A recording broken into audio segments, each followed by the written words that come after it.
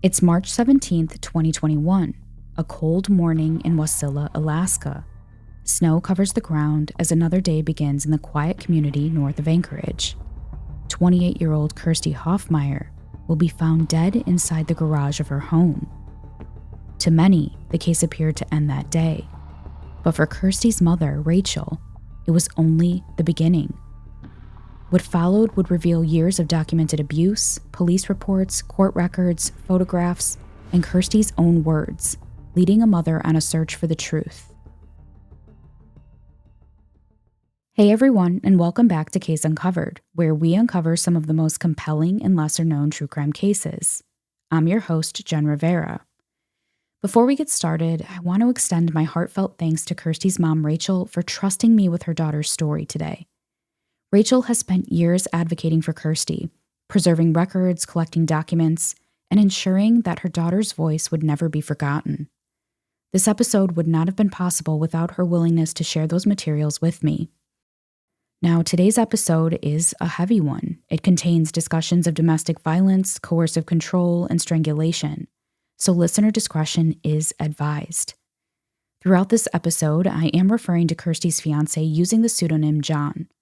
Although his identity appears throughout public court records, I've chosen to use a pseudonym in this episode because the focus of the story is about Kerstie and her family. As always, my goal with Case Uncovered is to present these cases with compassion, accuracy, and respect for the victims and the families who continue searching for answers. Throughout today's episode, we'll walk through the documented timeline, the records, and the evidence surrounding one family's search for answers. This is the suspicious death of Kerstie Hofmeyer.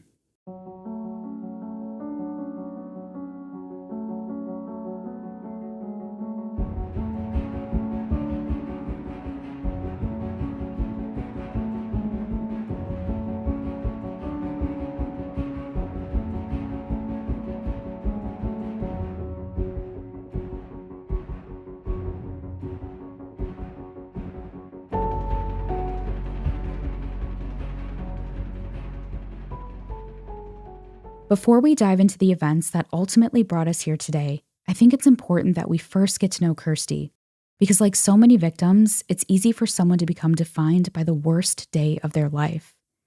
But that's not who Kerstie was. To her family and friends, she was creative, adventurous, and someone who loved making people smile. She had a passion for photography, loved being outdoors, and had a personality that naturally drew people in. Kerstie was born on January 12, 1993, in Anchorage, Alaska. From an early age, she loved exploring the outdoors, creating art, and developing a passion for photography that would stay with her throughout her life. Friends and family remember Kerstie as someone who loved deeply. She was funny, caring, incredibly creative, and the kind of person who wasn't afraid to help someone who needed it. She had goals, dreams, and an entire future she was working toward. After graduating, Kerstie began building a life of her own. She spent time living in Wyoming and later North Dakota, where she worked as a barista while continuing to embrace new opportunities and experiences. Eventually, Kerstie made the move back to Alaska, a place that perfectly matched her adventurous personality. She loved hiking, camping, fishing, and exploring everything the state had to offer. Photography remained one of her greatest passions, though. It allowed her to capture Alaska's breathtaking landscapes and the memories she was creating along the way. It was also during this time that Kerstie met John. Like many couples, they began building a life together. They talked about the future, shared dreams, and eventually became engaged. As the years went on, Kerstie continued reaching new milestones. She earned her yellow belt in karate, worked as a pharmacy technician, and purchased a brand new car. Now, these may seem like ordinary accomplishments, but together they paint the picture of a young woman who was independent, determined, and excited about the future. Looking from the outside, it appeared Kerstie was entering an exciting new chapter of her life. But behind what appeared to be a happy new beginning, there was another story unfolding, one that very few people knew anything about. It wasn't long before cracks in the relationship began to appear. One of the earliest documented incidents occurred in 2015. According to documentation shared with me by Kerstie's mother, Racheal, the incident began during an argument between Kerstie and John. During the argument, John allegedly became enraged and punched their 55-gallon fish tank with his fist, completely shattering the glass. Among the photographs Racheal shared with me is an image taken after that incident. It shows John's hand wrapped in heavy bandages. There were stitches running across his knuckles and the back of his hand, an injury that illustrates the force behind the punch that shattered the aquarium. But John wasn't the only one injured. Broken glass scattered throughout the room, and Kerstie suffered a cut to her hand. Another photograph from that day shows the injury, a visible cut across Kerstie's hand caused by the shattered glass that was left behind. At the time, it may have been easy to view this as an isolated incident. But looking back now, this moment would become one of the first documented warning signs of a pattern that, over time, would continue to escalate. And it wouldn't be the last. Unfortunately, the incident involving the fish tank wasn't an isolated event. As the relationship continued, the documented incidents became more frequent, and the violence continued to escalate. One of those incidents occurred in January of 2016. This time, it wasn't a shattered fish tank. It was a sledgehammer. According to an Alaska State Trooper report, Kerstie told investigators she and John were arguing while she was driving. During the argument, John picked up a small sledgehammer, waved it around, and acted as though he was going to strike her in the head. Instead, he repeatedly struck the dashboard of her vehicle, leaving visible damage throughout the interior. And the violence didn't stop there. Kerstie told investigators that John later took her cell phone and threw it with enough force that it destroyed the phone and cracked the windshield. As I continued reviewing the records in this case, I noticed that this wasn't the only time Kerstie reported having her phone taken away or destroyed during an incident. It would become a recurring pattern. And what stands out even more is what happened afterward. The report states that Kerstie wanted to contact law enforcement after the assault, but she couldn't bring herself to do it because she was afraid of John. An Alaska State Trooper report from January 7, 2016, confirms that officers were contacted about the incident, but Kerstie was unwilling to cooperate at the time. For many survivors, fear can become just as powerful as the violence itself, and in Kerstie's case, that fear would continue to grow. Just 2 months later, Kerstie would once again find herself speaking with investigators, but this time, the allegations were even more serious. According to another Alaska State Trooper report from March of 2016, Kerstie reported that another argument with John had turned violent. She told investigators that during the assault, John grabbed her by the neck and strangled her. Kerstie described struggling to breathe during the assault and fearing for her safety. When investigators documented her injuries, they noted visible redness on her neck in the areas where she said John had grabbed her. Among the records Racheal shared with me are photographs taken after that incident. Looking at those photographs, the first thing that stands out is the redness around Kerstie's neck. Another image shows visible marks on her face. For Kerstie, this wasn't just another argument. According to the report, she told investigators she believed John was going to kill her. Those are words no one should ever have to say. Now, before we continue with Kerstie's story, I want to take a moment to talk about something that I think is incredibly important. As I worked my way through the police reports, the court records, photographs, and other documents Racheal shared with me, there was one thing I kept coming back to. I don't think most people truly understand the seriousness of non-fatal strangulation. When many of us hear the word strangulation, we picture someone being left with obvious injuries, deep bruising, severe marks, or even losing consciousness. But that's not always the case. In fact, many victims have little or no visible injury at all. That's one of the reasons these cases can be so dangerous. As I continued reviewing the case, I found myself coming back to one statistic over and over again. According to the educational materials Racheal shared with me, victims who have experienced non-fatal strangulation are 7.5 times more likely to later be killed by the same partner. Think about that for a moment. 7.5 times. That's why law enforcement, medical professionals, and victim advocates take these reports so seriously. It can take as little as a few seconds of pressure to the neck to restrict blood flow or oxygen to the brain, causing injuries that aren't always immediately visible. And even when someone survives, the effects can last long after the assault is over. Now, I don't share this information to be alarming necessarily. I share it because understanding these warning signs could one day help someone recognize the danger they're in or help them recognize the danger someone they love may be facing. As we continue through Kerstie's story, I just want you to keep that in mind, because what happened in March of 2016 wasn't just another documented incident. It was a warning sign, one that unfortunately would not be the last. As frightening as the March 2016 assault was, it wasn't the end of Kerstie's efforts to protect herself. In the days that followed, she took another important step. Among the documents Racheal shared is Kerstie's petition for a protective order, completed in her own handwriting. Reading through those pages, what stands out isn't just what Kerstie wrote, it's that she felt she needed to write it in the first place.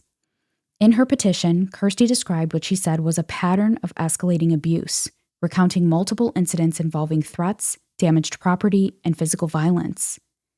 She also wrote that she feared for her safety.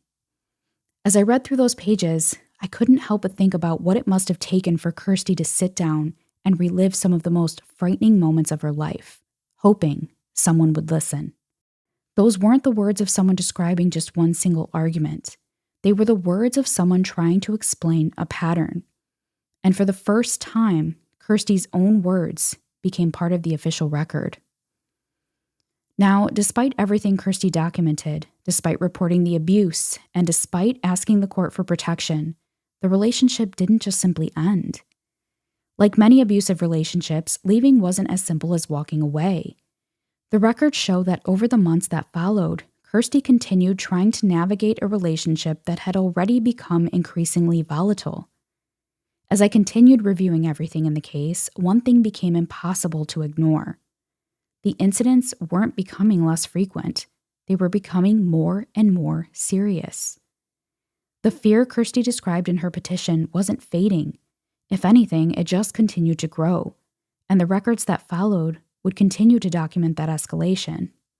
Unfortunately, the protective order wasn't the end of Kerstie's story.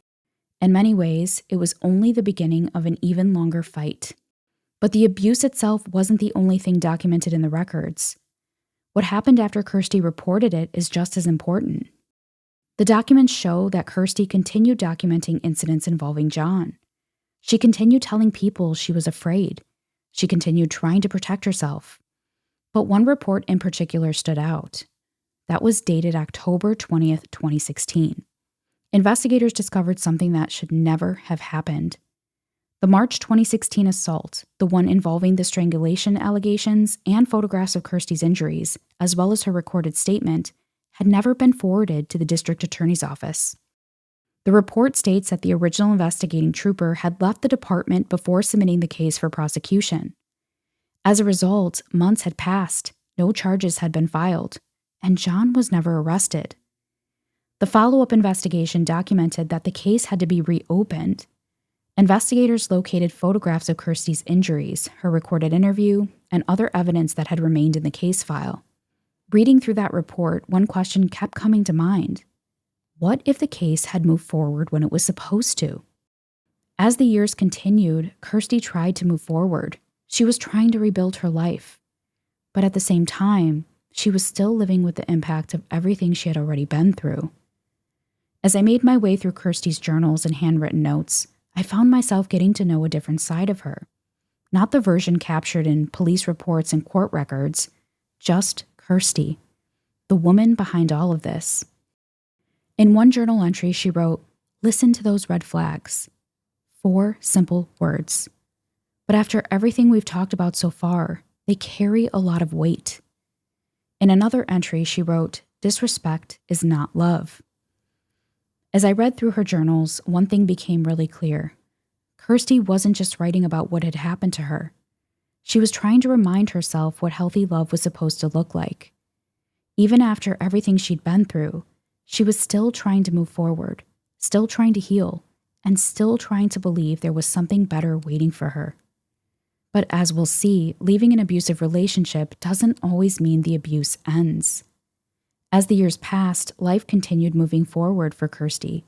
She kept working, kept spending time with family and friends, and continued writing in her journals, documenting not only what she'd been through, but the person she was still trying to become. Some entries reflected on the past, others looked toward the future. One page was filled with reminders to herself, and another contained thoughts about relationships, boundaries, and self-worth. Reading through them, there was something that really stood out to me. Kerstie was trying to grow from what she had experienced and not let it define her. Like so many of us, she had her good days and she had her difficult ones. But throughout her journals, there were also plans, goals, things she wanted to do, places she wanted to go, a future she was still imagining for herself. Those details are really important because they're part of understanding who Kerstie was in the months leading up to March of 2021. They remind us that she was more than the trauma she endured. She was still living her life, still making plans, and still hoping for what came next. Now, March of 2021 began like any other month. There was no indication that within a matter of weeks, Kerstie's life would come to an end.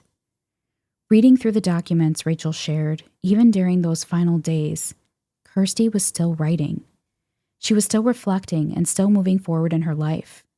A journal entry of hers that was dated March 13th, 2021, offers a glimpse into where her mind was just 4 days before her death.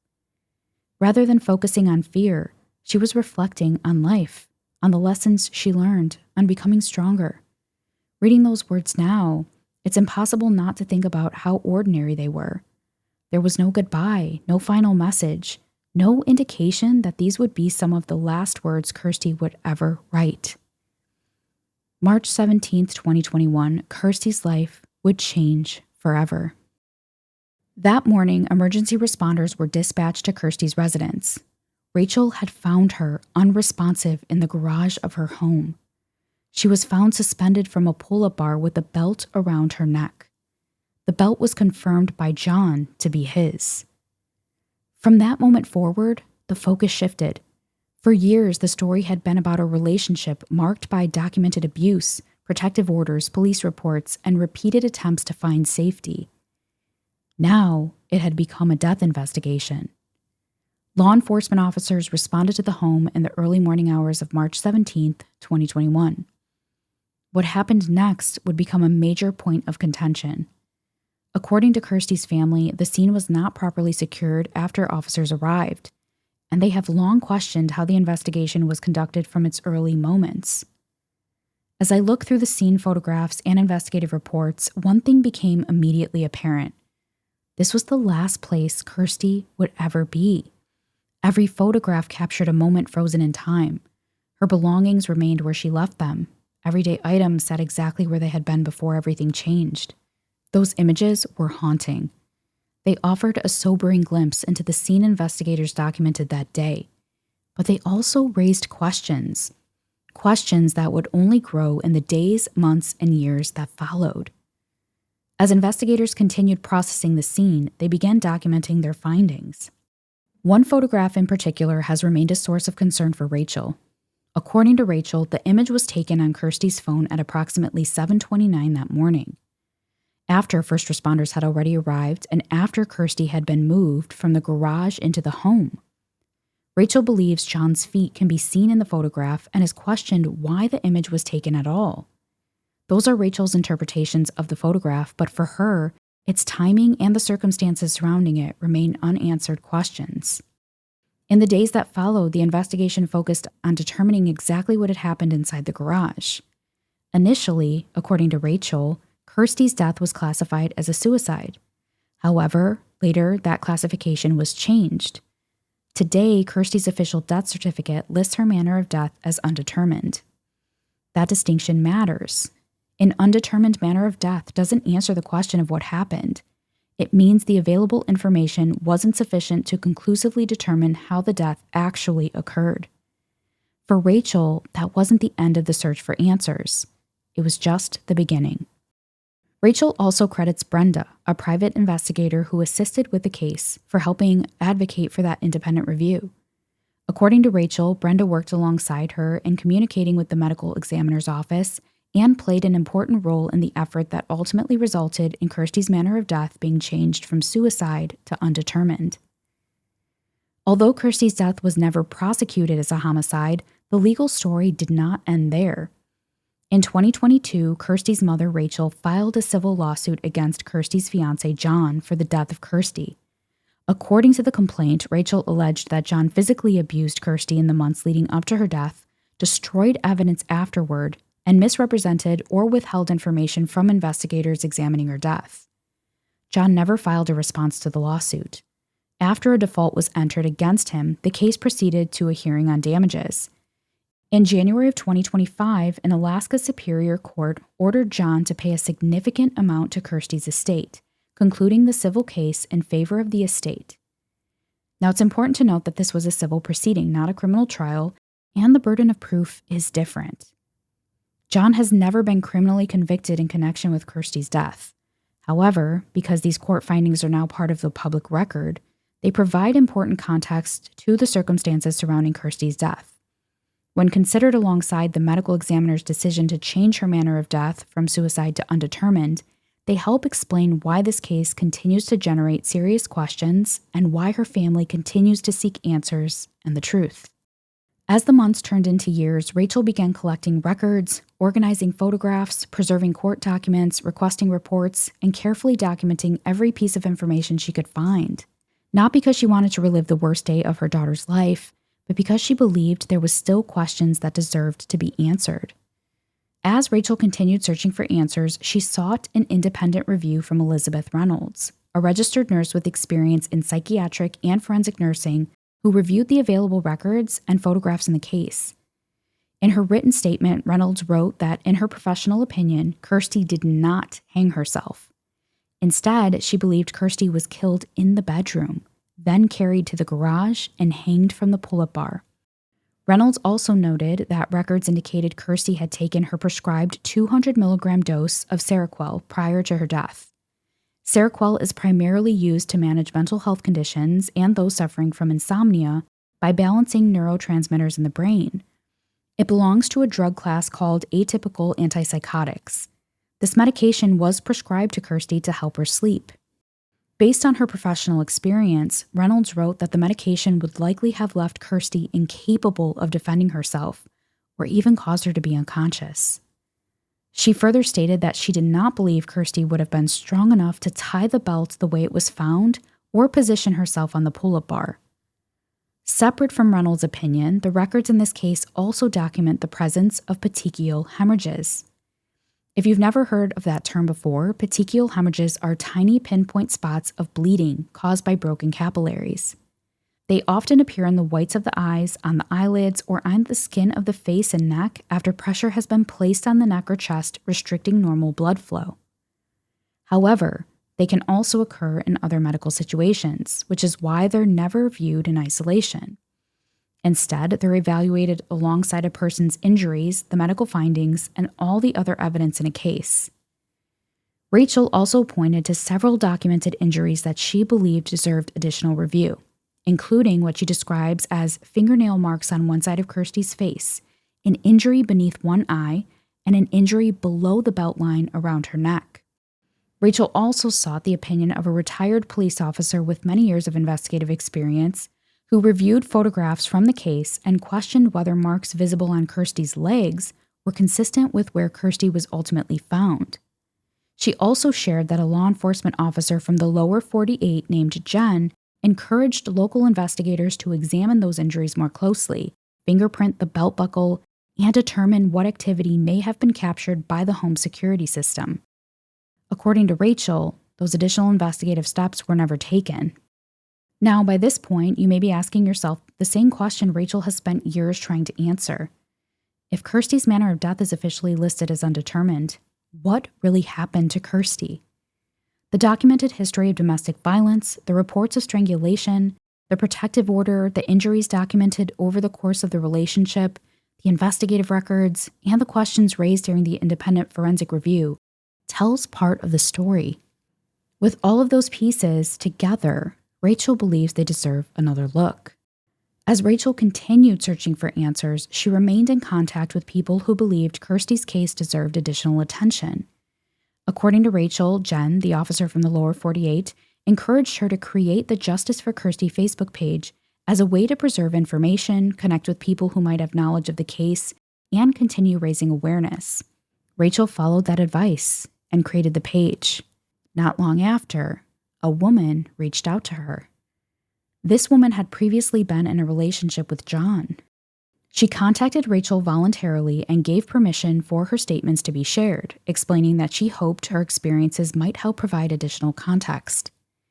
According to messages shared with me by Racheal, the woman described what she characterized as an abusive relationship that included physical violence, coercive control, and repeated acts of intimidation.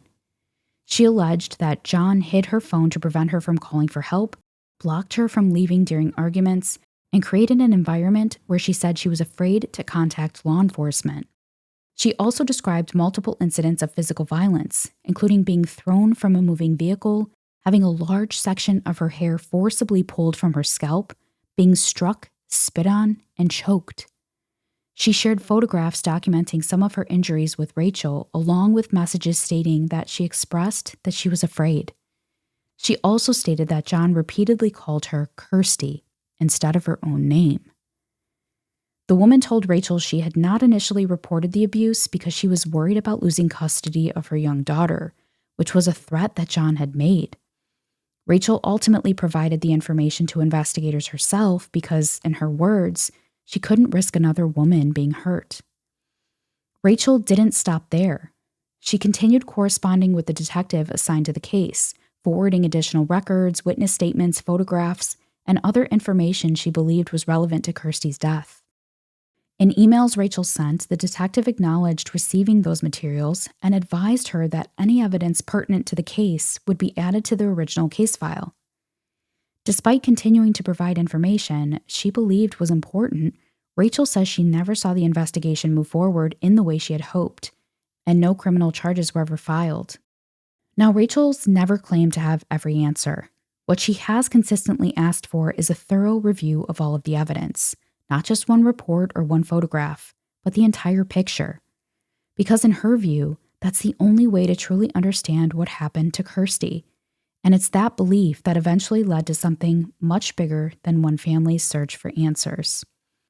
For Racheal, the search for answers didn't end when the investigation did. If anything, it became the mission she never wanted. A mission to make sure Kerstie's life and the questions surrounding her death would never be forgotten. Over the years, Racheal has spent countless hours organizing timelines, gathering records, reviewing reports, and advocating for a closer look at her daughter's case. But somewhere along that journey, her mission grew beyond Kerstie alone. She began asking herself a different question. How do we keep this from happening to another family? Well, that question became the foundation for Kerstie's Law. At its core, Kerstie's Law is rooted in one simple belief. When someone with a documented history of domestic violence dies under suspicious circumstances, investigators should examine the entire picture. That means looking beyond a single moment in time and considering the documented history leading up to that person's death. Prior police reports, protective orders, documented injuries, witness statements, medical findings, forensic evidence, and the totality of the circumstances surrounding the case.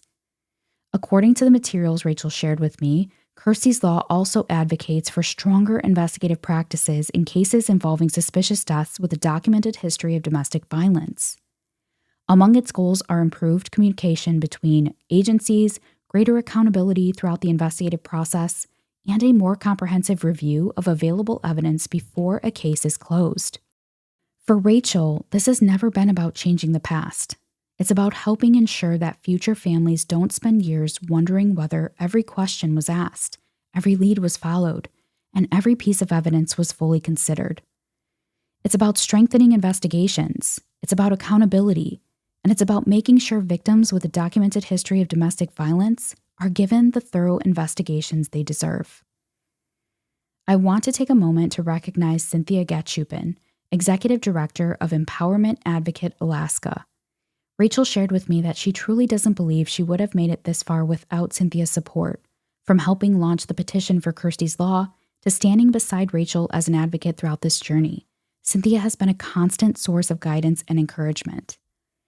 Advocacy like this often happens quietly behind the scenes, but it can make an incredible difference for families fighting for answers. Cynthia, thank you for everything you've done and continue to do for Kerstie's family. I also want to recognize a few other people Racheal shared have been a huge support throughout this journey. She shared that Kerstie's paternal grandmother spent countless hours helping organize years of photographs, timelines, court records, and other documentation that became an important part of preserving Kerstie's story and supporting her ongoing search for answers. Racheal also wanted to recognize Joe Rice, an investment advisory representative who assisted during the civil proceedings. She wanted to make sure his contribution, along with the many others who stood beside her over the years, did not go unrecognized. Because of Racheal's determination, Kerstie's story continues to be heard, not only through police reports, court records, and photographs that documented her journey, but through a mother's unwavering commitment to make sure her daughter's life continues to make a difference. Following the outcome of the civil proceedings, Kerstie's name was added to the Alaska Victims of Violent Crime Memorial through Victims for Justice.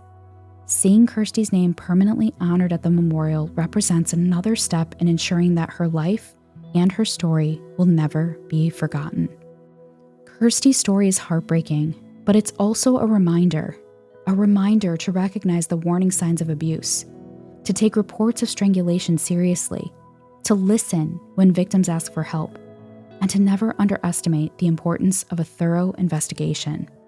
Because every victim deserves to have their story heard, and every family deserves answers.